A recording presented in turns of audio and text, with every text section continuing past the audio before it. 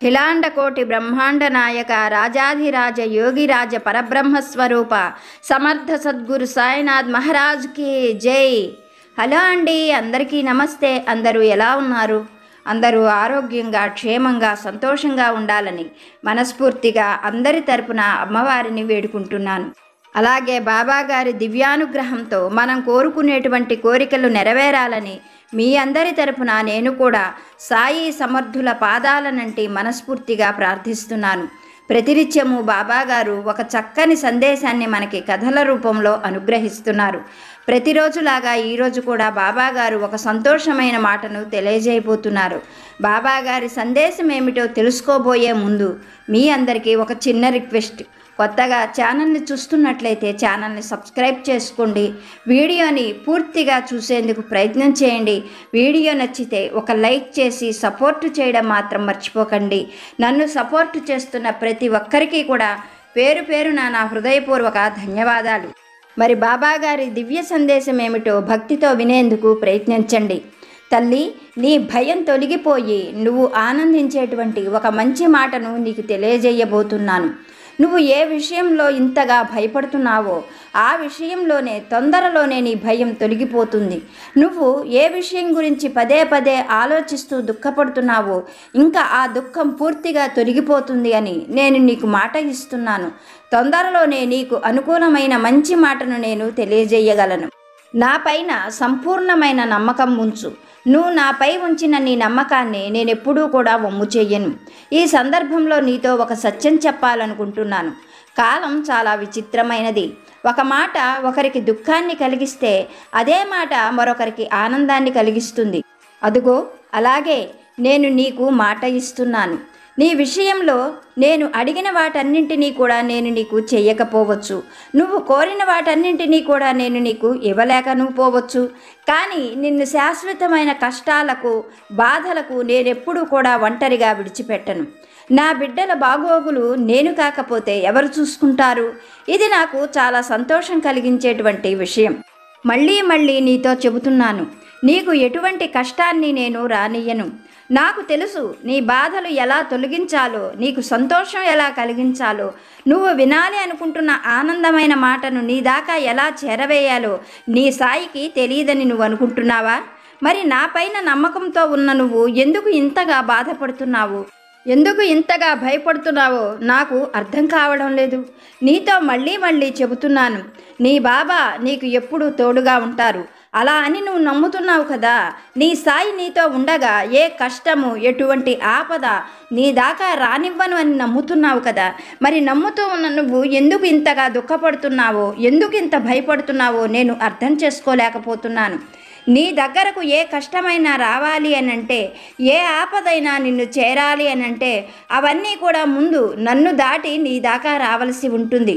నేను నీకు రక్షణ వలయంగా ఉంటాను అని మాట ఇస్తున్నాను. నేను ఎన్నడూ కూడా కష్టాలకు, బాధలకు, సమస్యలకు నిన్ను అప్పచెప్పను. అందుకే నేను నీకు ధైర్యం కలిగించే విధంగా నువ్వు కూడా ఊహించినటువంటి గొప్ప శుభవార్తను త్వరలోనే నీ ముందుకు తీసుకురాబోతున్నాను. నేను నీతో మాట చెప్పాను అంటే అది ఖచ్చితంగా జరుగుతుంది. నీకు నమ్మకం ఉన్నప్పుడు నీలో ఉన్న దుఃఖమంతా తొలగిపోతుంది. అందుకోసమే నా పైన నమ్మకంతో ఉండు అని నేను నీతో పదే పదే చెబుతూ ఉంటాను. మరొక మాట ఏమిటంటే, ఎవరో ఏదో చెప్పారు కదా, అది జరగదేమో బాబా అని నువ్వు ఆందోళన చెందవద్దు. ఈ క్షణమే నీ సాయిగా నీతో చెబుతున్నాను. ఆందోళన కలిగించి నిన్ను బాధ పెట్టే వాటన్నిటినీ నీ మనస్సులో నుండి తీసివేయి. నన్ను అడిగావు కదా, అన్నీ నేనే జరిపిస్తాను. నువ్వు ప్రశాంతంగా ఉండు. ఈ సాయి వాక్కు బ్రహ్మవాక్కు. నీకు ఏం కావాలో, ఏం చెయ్యాలో, నీ బాబా ఏం చెయ్యబోతున్నారో అవన్నీ కూడా నువ్వు తొందరలోనే చూడబోతున్నావు. మరి నీ జీవితంలోనూ నీ ఇంట్లో జరగబోయే ఈ సాయి లీల ఏమిటో అనుకుంటున్నావా? అది నువ్వు కూడా ఊహించలేవు. ఆ ఆనందాన్ని అందుకునేందుకు ఎదురు చూస్తూ ఉండు. నీకు అంతా శుభమే జరుగుతుంది అని మన బాబాగారు ఒక మంచి సందేశాన్ని మనకి అనుగ్రహిస్తున్నారు. మనం కూడా ఊహించినటువంటి అద్భుతాన్ని బాబాగారు చేయగలరు. మనం నమ్మకంతో ఉంటే మన దుఃఖం అనేది తొలగిపోతుంది. ఎప్పుడూ కూడా ధైర్యంగా ఉండమని బాబాగారు మంచి సందేశాన్ని అనుగ్రహిస్తున్నారు. బాబాగారు చెప్పినటువంటి ఈ సందేశంలోని పరమార్థాన్ని మన సాయి అనుగ్రహంతో ఒక చిన్న కథ రూపంలో తెలుసుకోవడానికి ప్రయత్నం చేద్దాం. వీడియోని ఎక్కడా స్కిప్ చేయకుండా చూడండి. వీడియో నచ్చితే లైక్ చేయడం మాత్రం మర్చిపోవద్దు. పూర్వం ఒక గ్రామంలో సాంబయ్య అనే ఒక రైతు ఉండేవాడు. సాంబయ్య సాధారణమైన కూలి. అతనికి వృద్ధులైన తల్లిదండ్రులు ఉన్నారు. సాంబయ్య వాళ్లకు చాలా కాలం తర్వాత పుట్టడం వల్ల వాళ్ళు వృద్ధులయ్యే నాటికి సాంబయ్య వివాహం చేసుకునే వయసు వాడు అయ్యాడు. సాంబయ్యకు భార్య, 3 చిన్నపిల్లలు కూడా ఉన్నారు. సాంబయ్య ఒక్కడు కష్టపడి వీరందరినీ కూడా పోషించవలసి ఉంటుంది. వారందరూ చిన్నపిల్లలు. భార్య అత్తమామల్ని చూసుకుంటూ ఉంటుంది. వృద్ధులైన తల్లిదండ్రులు, ఈ కుటుంబం అంతా కూడా సాంబయ్య పైనే ఆధారపడి జీవనం సాగిస్తున్నారు. సాంబయ్యకు పెద్దగా ఆస్తులు కూడా ఏమీ లేవు. ఉండడానికి ఒక చిన్న ఇల్లు, కొద్దిపాటి పశువులు ఉన్నాయి.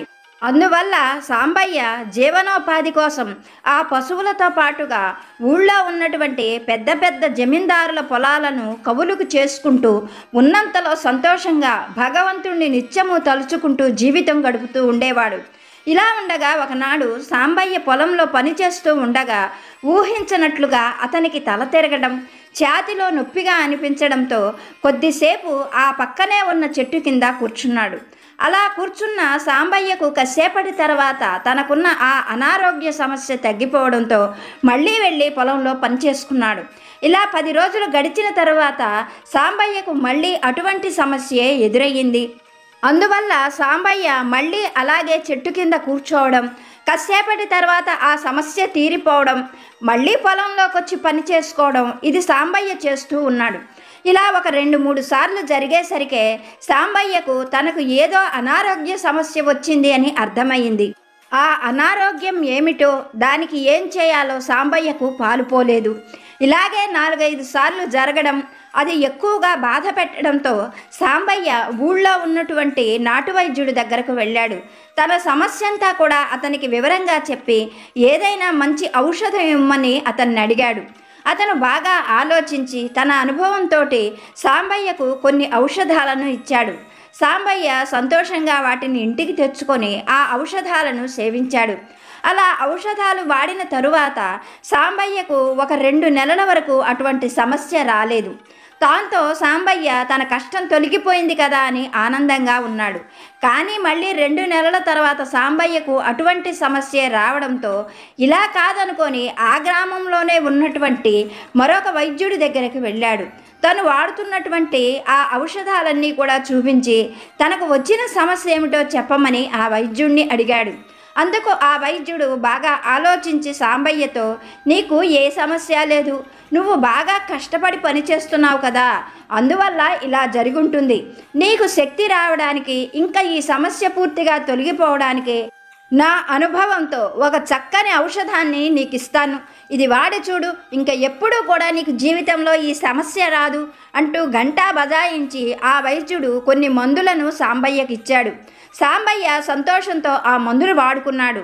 అనుకున్నట్లుగానే సాంబయ్యకు 3 నెలల వరకు మళ్ళీ అటువంటి సమస్య రాలేదు. ఒక 3 నెలలు గడిచిపోతూ ఉన్నది అనగానే మళ్ళీ సాంబయ్యకు అటువంటి సమస్య ఎదురయ్యింది.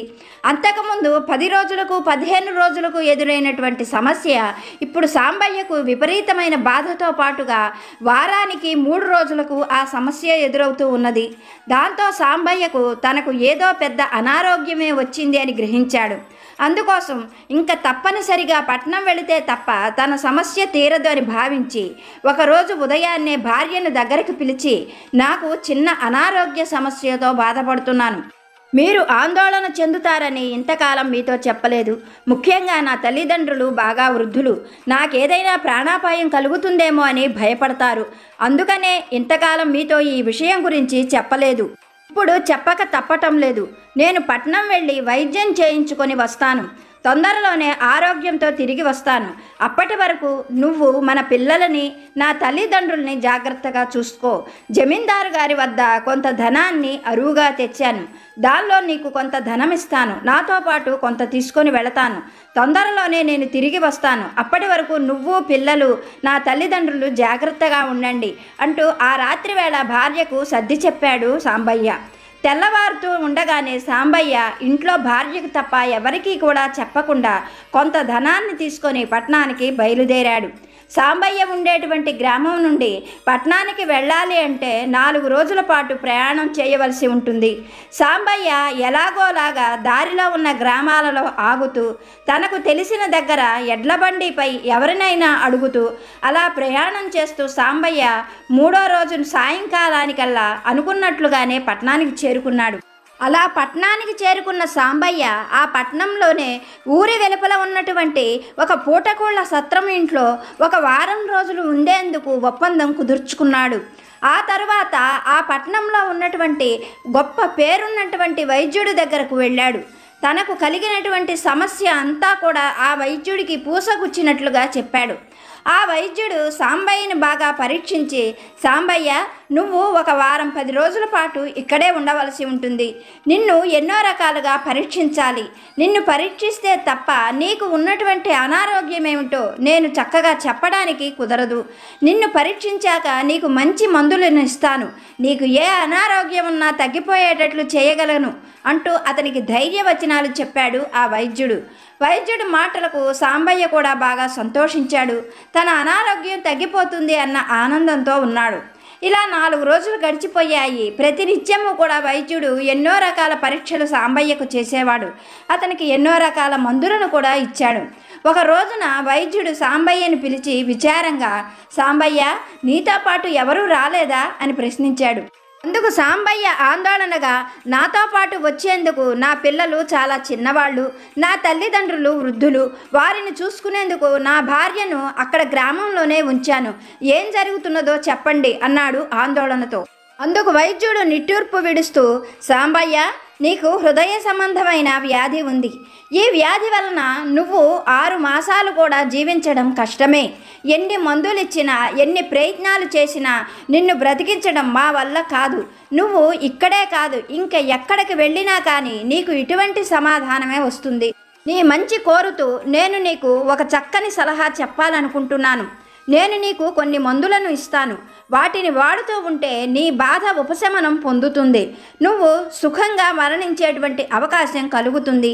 నీ వాళ్లకు తెలియకుండా ఈ మందులను నువ్వు వాడుకున్నట్లయితే ఉన్నంతకాలం హాయిగా సంతోషంగా బ్రతుకుతావు. ఇంతకన్నా నేను నీకు ఏ విధంగానూ సహాయం చేయలేను. నిన్ను ఆ భగవంతుడే కాపాడాలి అంటూ ఆ వైద్యుడు కొన్ని ఔషధాలను సాంబయ్యకు ఇచ్చాడు. సాంబయ్య వైద్యుడు చెబుతున్న మాటలు వింటూ ఉంటే కళ్ళమ్మట నీరు ధారాపాతంగా వస్తున్నది. ఆయన మాటలు సాంబయ్యకు నెత్తిన పిడుగులు పడ్డట్లుగా అనిపిస్తున్నాయి. తనేమిటి, ఇంకా 6 నెలలు కూడా బ్రతకడా? తన భార్య పరిస్థితి ఏమిటి? వృద్ధులైన తల్లిదండ్రుల పరిస్థితి ఏమిటి? మాటలు కూడా సరిగ్గా రాని చిన్నపిల్లలు, తన పిల్లల పరిస్థితి ఏమిటి? వాళ్ళందరూ ఎలా బ్రతుకుతారు? తను ఏ అన్యాయం చేశాడు? ఏ పాపం చేశాడు? భగవంతుడు ఇంత శిక్ష తనకెందుకు వేశాడు అనుకుంటూ సాంబయ్య అక్కడే కుప్పకూలిపోయాడు.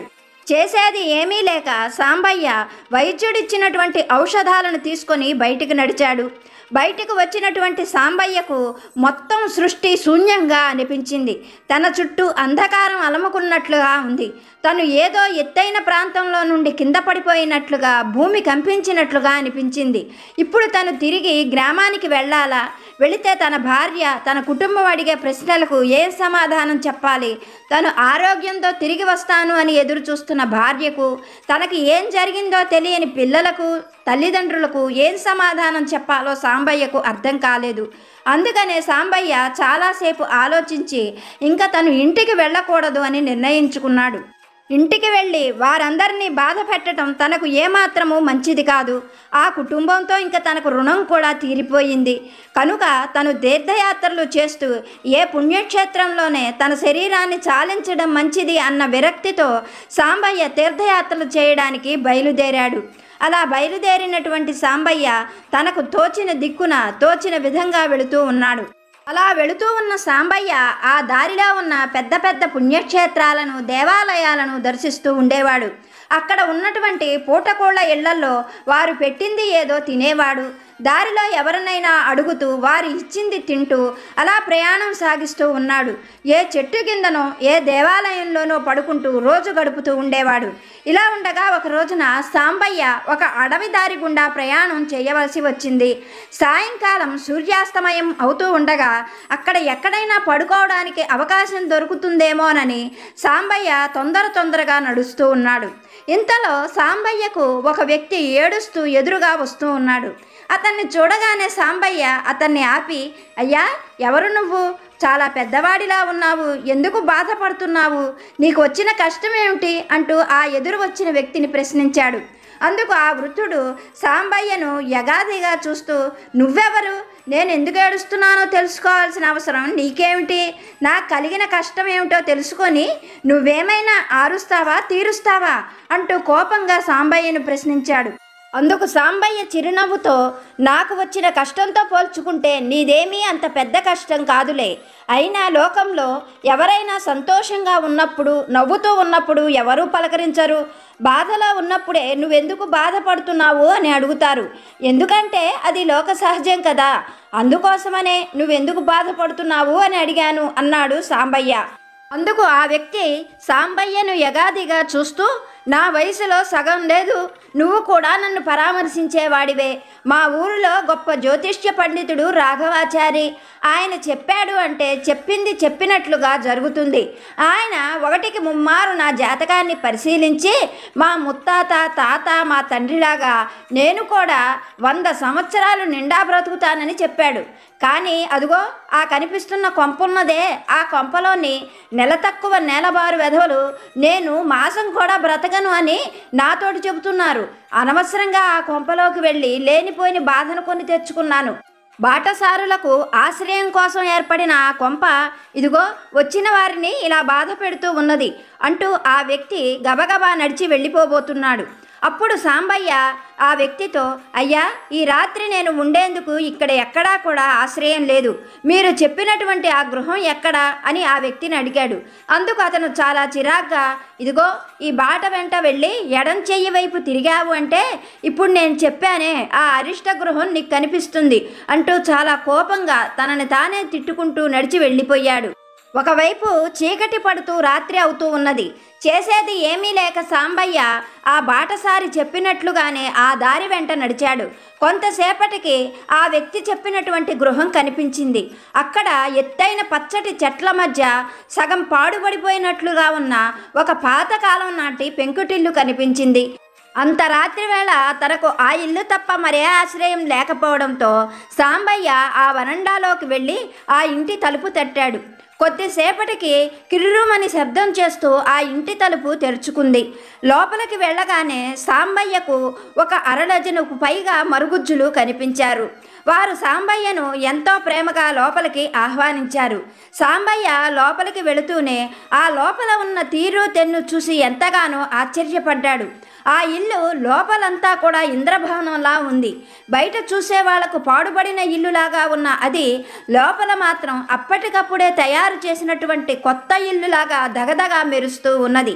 ఇంతలో చీకటి పడుతూ ఉండడంతో ఆ ఇంట్లో ఉన్న ఒక మరుగుజ్జు తన చేతిలో ఉన్న ఏవో రాళ్లను దీపపు దిమ్మెల మీద, కిటికీ అంచుల మీద పెడుతూ ఉన్నాడు. అవి ఏమిటా అని సాంబయ్య ఆశ్చర్యంగా చూస్తూ ఉన్నాడు. తాటిపండు సైజులో ఎర్రటివి, ఆకుపచ్చటివి, నీలం రంగు ఉన్న ఆ రాళ్లన్నీ కూడా ఒక వరుస క్రమంలో అమర్చాడు ఆ మరుగుజ్జు. అలా అమర్చిన కొన్ని క్షణాలలోనే ఆ రాళ్లన్నీ కూడా దీపాలలాగా వెలుగుతూ ఉన్నాయి. ఆ వెలుతురులో ఆ ఇల్లంతా కూడా అందం ఇనుమడిస్తూ పట్టపగలులా అనిపించింది. అది చూసినటువంటి సాంబయ్య మరింత ఆశ్చర్యంతో, ఈ రాళ్ళేమిటి ఇలా వెలగడమేమిటి, అంతా విచిత్రంగా ఉన్నది అన్నాడు అక్కడే ఉన్న ఒక మరుగుజ్జుతో. అందుకు ఆ మరుగుజ్జు ఒక విధంగా నవ్వుతూ, బ్రతుకే ఒక చిత్రం, జననం మరణం మధ్య జరిగే ఈ సంఘర్షణ మరొక విచిత్రం అన్నాడు. అందుకు సాంబయ్యకు ఏమీ అర్థం కాకపోయినా పొద్దుటి నుండి నడిచి ఉండడం వల్ల ఆ మరుగుజ్జుతో, నేను స్నానం చెయ్యాలి, నూతి దగ్గరకు ఎలా వెళ్ళాలి అంటూ ప్రశ్నించాడు. అందుకు ఆ మరుగుజ్జు, నువ్వు నూతి స్నానం చేయవలసిన అవసరం లేదు, తొట్టెలో వేడి నీటి స్నానం చేద్దువు గాని నాతో పాటు రా అంటూ సాంబయ్యను ఒక గదిలోకి తీసుకుని వెళ్ళాడు. ఆ గది మధ్యలో ఒక అందమైన తొట్టె ఉంది.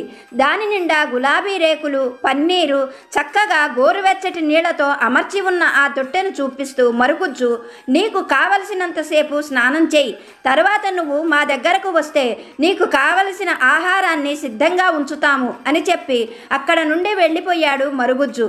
సాంబయ్య ఎంతో సంతోషంగా ఆ తొట్టిలోకి దిగి తనకు కావలసినంతసేపు స్నానం చేశాడు.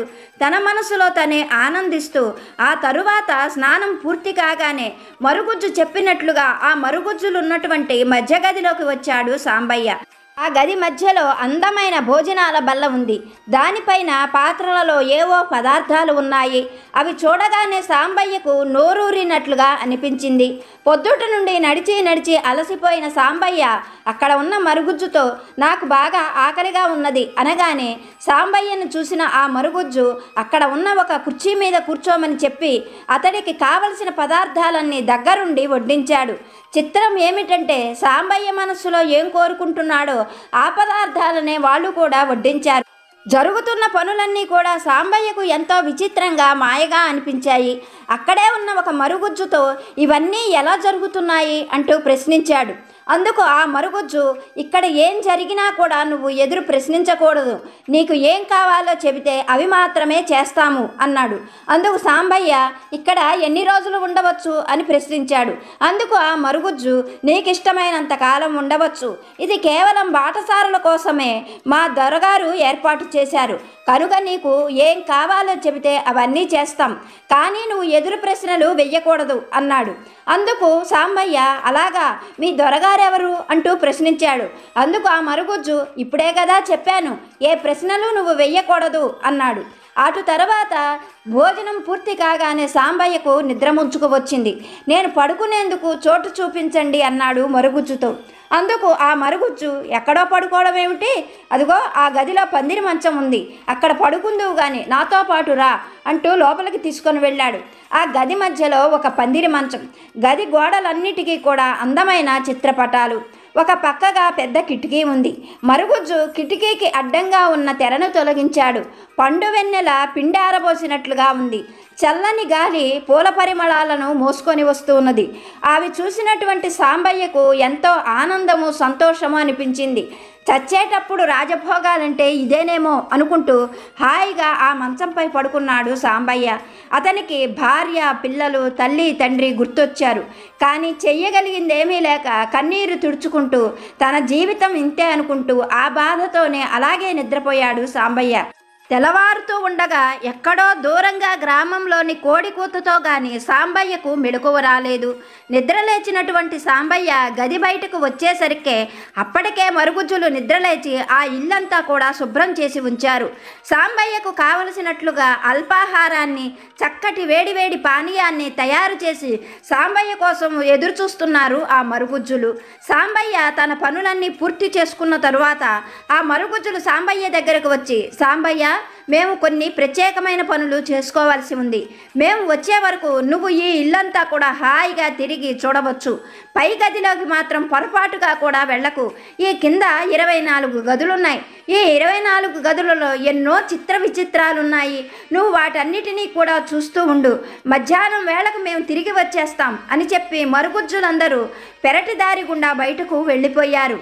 సాంబయ్య వారు చెప్పినట్లుగానే ఒక్కొక్క గదిని తిరిగి చూస్తున్నాడు. ఆ గదిలో ఎన్నో చిత్ర విచిత్రాలు, అవన్నీ చూస్తూ సాంబయ్య తనను తానే మర్చిపోయాడు. అలా సాంబయ్య గదులన్నీ తిరిగి చూసేసరికే మధ్యాహ్నం అయ్యింది.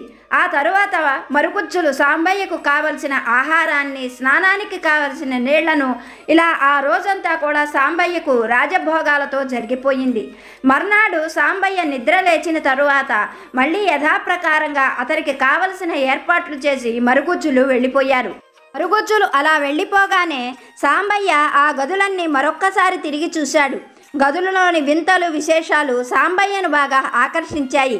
కానీ సాంబయ్యతో మాట్లాడేందుకు అక్కడ ఒక్కరు కూడా లేరు. అలా సాంబయ్య గదులన్నీ కూడా ఒకటికి రెండు సార్లు తిరిగి చూసి అందులోని విచిత్రాలకు ఎంతగానో ఆశ్చర్యపడ్డాడు. కానీ మేడపైన గదిలో ఏముందో తెలుసుకోవాలని సాంబయ్యకు ఉత్సాహం పెరిగిపోయింది. పైకి వెళ్ళొద్దు అని మరుగుజ్జులు మరీ మరీ చెప్పారు. కానీ తన చావు తన కోసం ఎదురు చూస్తూ ఉన్నప్పుడు లేని భయం, పైకి వెళితే మాత్రం ఏం జరుగుతుంది అని ధైర్యంగా నిర్ణయించుకున్న సాంబయ్య 3 వరసలతో ఉన్న ఆ మెట్లెక్కి మేడ పై గది దగ్గరకు చేరుకున్నాడు. ఆ గది ముందు ఉన్నటువంటి ఆ తలుపులన్నీ కూడా బంగారంతో తాపడం చేసి ఉన్నాయి. బలిష్టమైన మనుషులు 2 తోస్తే తప్ప ఆ తలుపులు తెరుచుకోవు. కానీ ఉత్సాహంతో ఉన్న సాంబయ్య చాలా బలంగా ఆ తలుపుని తన శక్తి కొద్దీ తోశాడు. అలా గదిలోకి వచ్చిన సాంబయ్యకు లోపల దృశ్యం చాలా ఆశ్చర్యంగా అనిపించింది. ఆ గదంతా కూడా బంగారంతోనూ మణులతోనూ మాణిక్యాలతోనూ తాపడం చేసి ఉంది. గది మధ్యలో అక్కడక్కడ నల్లరాతి అందమైన శిల్పాలు, ఏనుగు దంతాలతో చేసినటువంటి శిల్పాలతోనూ ఆ గది అందం మరింత ఇనుమడించి ఉంది. ఆ గది చూసిన సాంబయ్యకు ఎవరో గొప్ప దొరలు ఆ గదిలో నివసించి ఉంటారు అని అర్థమైంది. ఆ గదిలోనే ఒక మూలగా నేలలోకి మెట్లు కనిపించాయి. అవి చూసిన సాంబయ్యకు మరింత ఉత్సాహం పెరిగి ఆ కింద నేలమాళిగలో ఏముందో తెలుసుకోవాలని గబగబా మెట్లు దిగి కిందకు వెళ్ళాడు. ఆ నేలమాళిగ గదిలో కూడా కింద గదులలో లాగా మణులతో దీపాలు వెలుగుతూ ఉన్నాయి. ఆ గది మధ్యలో ఏదో పెద్ద సింహాసనం లాంటి కుర్చీ కనిపించింది. అదేమిటా అని సాంబయ్య జాగ్రత్తగా చూస్తూ ఉండగా ఇంతలో చీకటిలో నుండి ఒక బొంతకాకి వేగంగా ఎగురుతూ సాంబయ్య వైపు వచ్చి సాంబయ్య తలపై బలంగా తన్ని చీకట్లో కలిసిపోయింది. భయంతో సాంబయ్య ఆ కాకి వెళ్ళిన వైపే చూస్తూ ఉండగా ఎక్కడ నుండి వచ్చిందో ఒక నల్లపిల్లి బలంగా వచ్చి సాంబయ్య గుండెలపై తన్నింది. సాంబయ్య దాన్ని విదిలించి కొట్టాడు. కానీ 1కి 2 సార్లు 3 సార్లు ఆ పిల్లి చీకటిలో నుండి వచ్చి సాంబయ్య గుండెలపై తన్ని తర్వాత చీకట్లో కలిసిపోయింది. అక్కడే ఉన్న ఒక గుడ్లగూబ సాంబయ్య వంకే చూస్తూ భయంకరంగా అరుస్తూ ఉన్నది. ఇంతలో చీకట్లో నుండి మరొక తీతువు పెట్ట వచ్చి సాంబయ్య తల చుట్టూ తిరుగుతూ 3 సార్లు బాగా తీవ్రంగా అరవడం మొదలుపెట్టింది.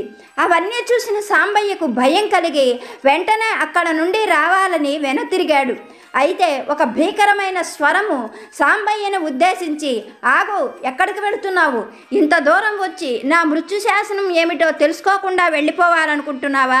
నువ్వు 30 ఏళ్లకు ఇదే రోజు చనిపోబోతున్నావు. ఈ విషయాన్ని తెలుసుకో అని చెప్పింది ఆ స్వరం. క్షణకాలం పాటు ఆగిన సాంబయ్య కళ్ళల్లో నీళ్లు తిరిగిపోయాయి.